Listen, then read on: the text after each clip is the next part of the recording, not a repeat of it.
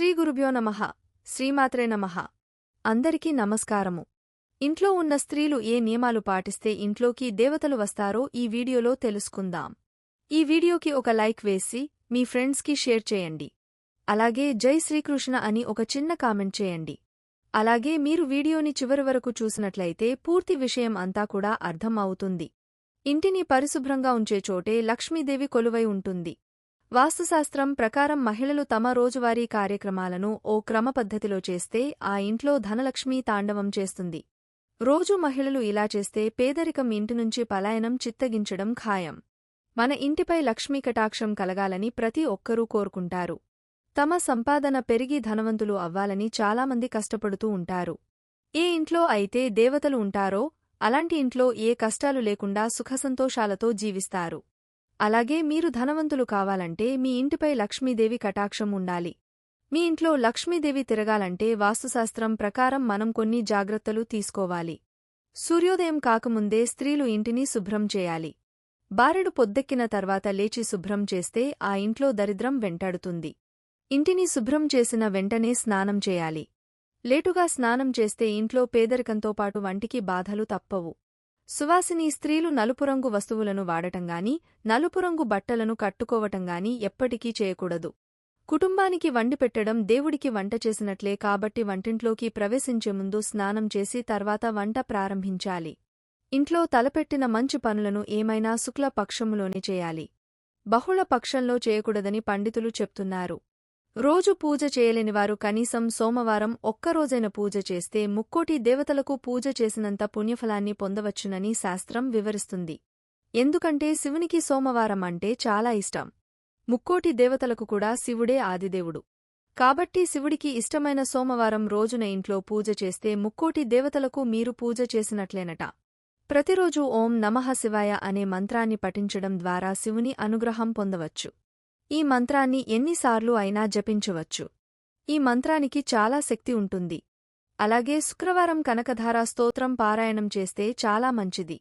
ఈ రోజున కనకధార స్తోత్రం పారాయణం చేయడం వలన లక్ష్మీదేవి అనుగ్రహం పొందవచ్చు. ఇంట్లో పూజ చేసేటప్పుడు జామపండ్లను నైవేద్యాన్ని సమర్పిస్తే మీరు చేసే పనిలో ఏ అడ్డంకులు లేకుండా ఉంటాయి. యాపిల్ పండు నైవేద్యంగా పెడితే శ్రీమంతుడు అవుతారట. గౌరవ ప్రతిష్టలు పొందుతారు. అరటి పండ్లను నైవేద్యంగా పెడితే డబ్బు సమస్యలు ఉండవు. అప్పుల బాధలు తొలగిపోతాయి. మామిడి పండు నైవేద్యంగా సమర్పిస్తే మీ సొంత ఇంటి కల నెరవేరుతుంది. మీ పూజగదిలో ఆవు ఫోటో ఉండేలా చూసుకోండి.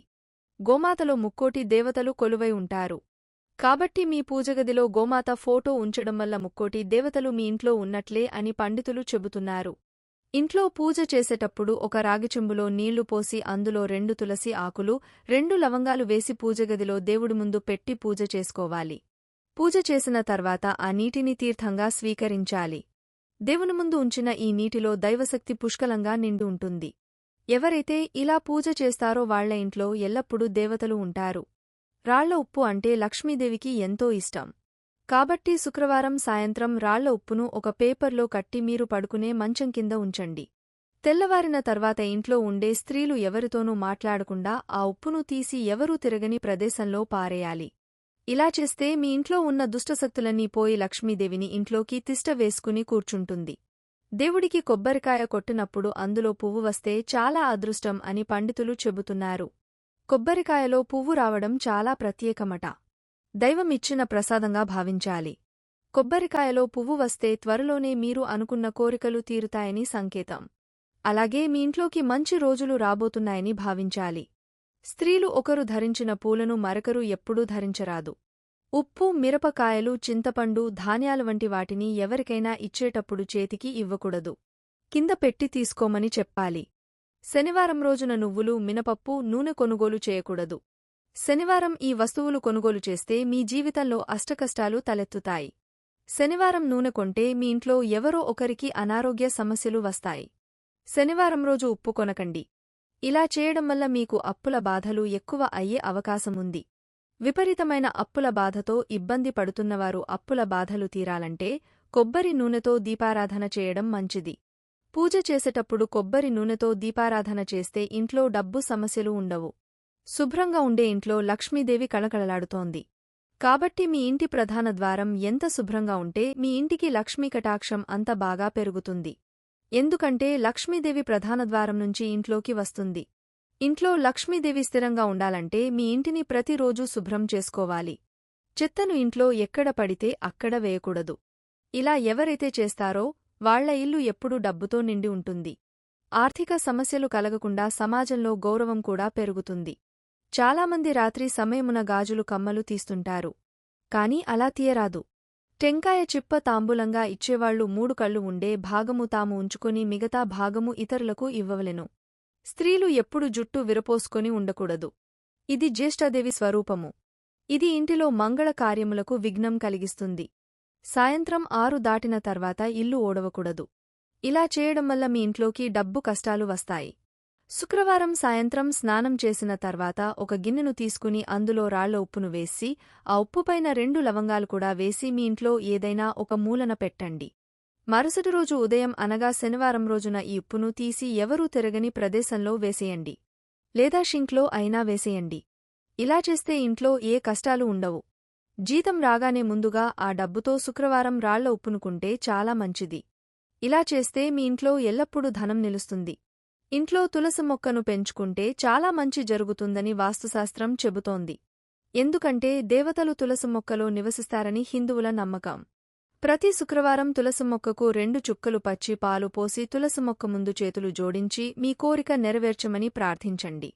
ఇలా చేయడం వల్ల మీరు కోరుకున్న కోరికలు నెరవేరుతాయి. ఇంటిలో దుమ్ము, ధూళి, సాలెగూళ్లు దారిద్ర్య హేతువులు. కాబట్టి ఇంటిని ఎప్పుడూ పరిశుభ్రంగా ఉంచుకోవాలి. ఉదయం నిద్రలేచిన వెంటనే తమ నుదిటిపై బొట్టు ఉండేలా చూసుకోవాలి. సూర్యాస్తమయం అయ్యాక తల దువ్వడం చేయరాదు. ఇలా చేస్తే లక్ష్మీదేవి ఆగ్రహిస్తుంది. అలాగే ప్రతిరోజు భోజనానికి ముందు కాకికి అన్నము పెట్టాలి.